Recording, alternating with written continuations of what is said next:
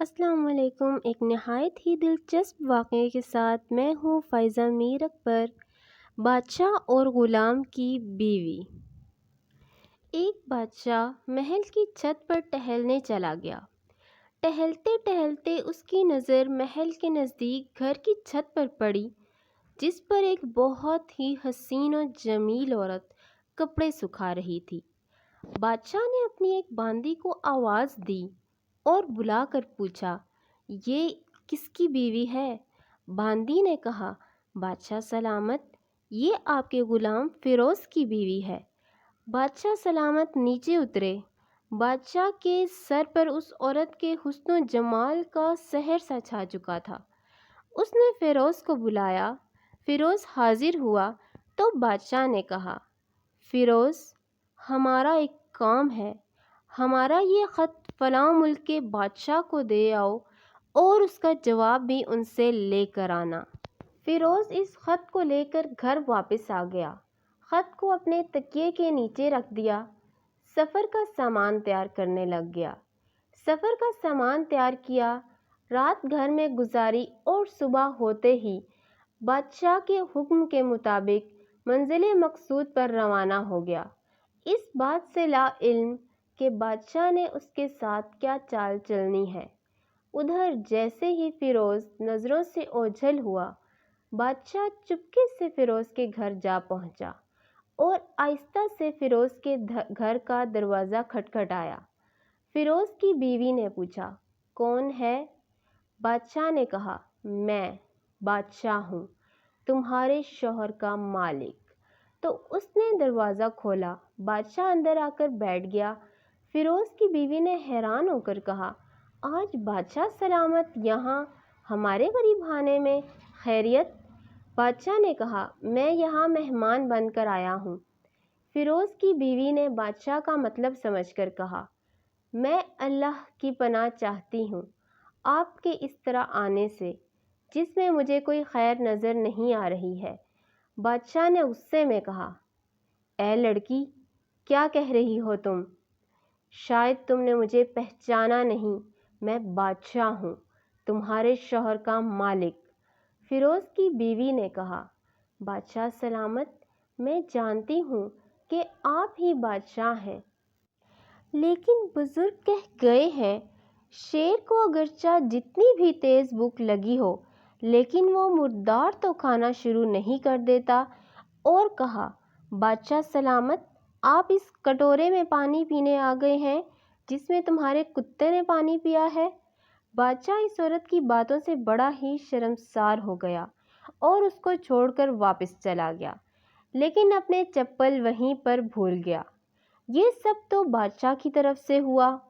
اب جب کہ فیروز کو آدھے رستے میں یاد آیا کہ جو خط بادشاہ سلامت نے اس کو دیا تھا وہ تو گھر پر ہی چھوڑ آیا ہے، اس نے گھوڑے کو تیزی سے واپس موڑا اور اپنے گھر کی طرف بھاگا بھاگا پہنچا۔ فیروز اپنے گھر پر پہنچا تو تکیے کے نیچے سے خط نکالتے وقت اس کی نظر پلنگ کے نیچے پڑے بادشاہ کے چپلوں پر پڑی، جو وہ جلدی میں وہیں بھول گیا تھا۔ فیروز کا سر چکرا کر رہ گیا اور وہ سمجھ گیا کہ بادشاہ نے اس کو سفر پر صرف اس لیے بھیجا تاکہ وہ اپنا مطلب پورا کر سکے۔ فیروز کسی کو کچھ بتائے بغیر چپ چاپ گھر سے نکل گیا۔ خط لے کر وہ چل پڑا اور کام ختم کرنے کے بعد بادشاہ کے پاس واپس آیا تو بادشاہ نے انعام کے طور پر اسے 100 دینار دیے۔ فیروز دینار لے کر بازار گیا اور عورتوں کے استعمال کے قیمتی کپڑے اور کچھ تحائف بھی خریدے۔ گھر پہنچ کر بیوی کو سلام کیا، السلام علیکم، اور کہا، چلو تمہارے میکے چلتے ہیں۔ بیوی نے پوچھا، یہ کیا ہے؟ کہا، بادشاہ نے مجھے انعام دیا ہے اور میں چاہتا ہوں کہ یہ پہن کر تم اپنے گھر والوں کو بھی دکھاؤ۔ بیوی، جیسے آپ چاہیں۔ بیوی تیار ہوئی اور اپنے والدین کے گھر اپنے شوہر کے ساتھ روانہ ہو گئی۔ داماد اور بیٹی اور ان کے لائے ہوئے تحائف کو دیکھ کر وہ لوگ بھی بہت خوش ہوئے۔ فیروز بیوی کو چھوڑ کر واپس آ گیا اور 1 مہینہ گزرنے کے باوجود نہ بیوی کا پوچھا اور نہ ہی اس کو واپس بلایا۔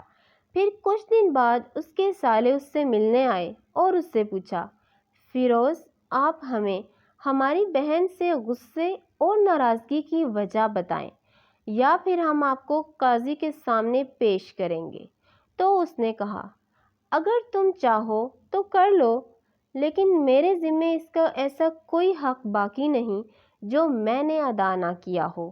وہ لوگ اپنا کیس قاضی کے پاس لے گئے تو قاضی نے فیروز کو بلایا۔ قاضی اس وقت بادشاہ کے پاس بیٹھا ہوا تھا۔ لڑکی کے بھائیوں نے کہا، اللہ بادشاہ سلامت اور قاضی القضاء کو قائم و دائم رکھے۔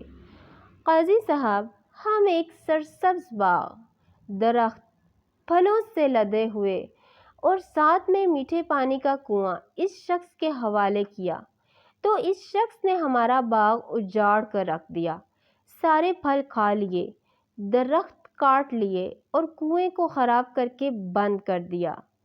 قاضی فیروز کی طرف متوجہ ہو کر بولا، ہاں تو لڑکے، تم کیا کہتے ہو اس بارے میں؟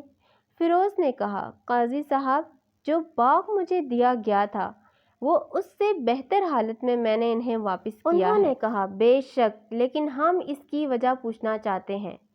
تو فیروز نے کہا، قاضی صاحب، میں نے باغ کسی بغض یا نفرت کی وجہ سے نہیں چھوڑا، بلکہ میں نے اس لیے چھوڑا کہ ایک دن میں باغ میں آیا تو اس میں نے شیر کے پنجوں کے نشان دیکھے تو مجھے خوف ہوا کہ شیر مجھے کھا جائے گا، اس لیے شیر کے اکرام کی وجہ سے میں نے باغ میں جانا بند کر دیا۔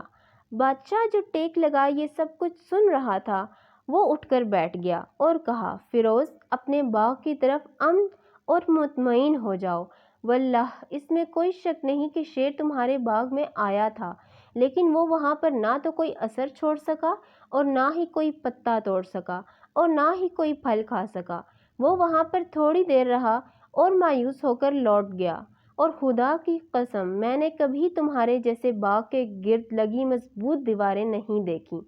تو فیروز اپنے گھر لوٹ آیا اور اپنی بیوی کو بھی واپس لے لیا۔ نہ تو قاضی کو پتہ چلا اور نہ ہی کسی اور کو کہ ماجرا کیا تھا۔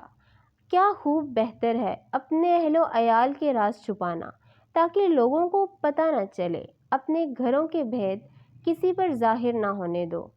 اللہ آپ لوگوں کی زندگی خوشیوں سے بھر دے، آپ کو اور آپ کے اہل عیال کو اپنی حفظ و امان میں رکھے، آمین یا رب العالمین۔